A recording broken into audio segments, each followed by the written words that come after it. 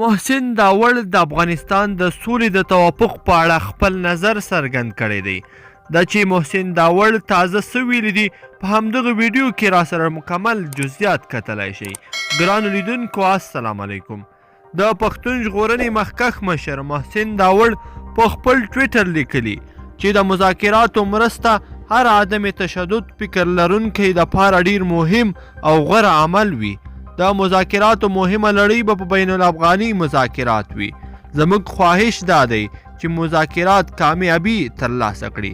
هغه ویلي خدای دې وکړي چې افغانستان کې تلپاتې سوله راشي. ګاونډي او نړیوال هیوادونه باید بین الافغاني مذاکراتو کې لاسوهنه ونه کړي.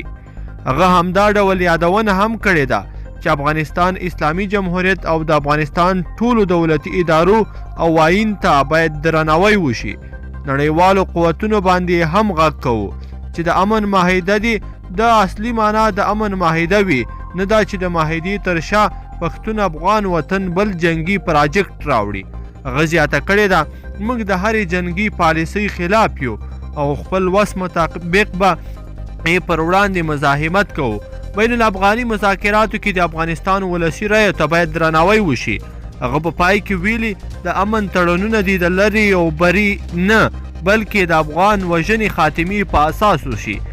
افغانستان جمهوري عمل ته دې باید هیڅ ډول جوړجاړی ونه شي. ګرانو لیدونکو په دې هیله د محسن داوړ دغه تازه خبرې به مو راسره تر پایه پورې لیدلې. که مو خوښه شوې وي دغه ویډیو د سره لایک کړئ او زموږ چینل هم سبسکرایب کړئ.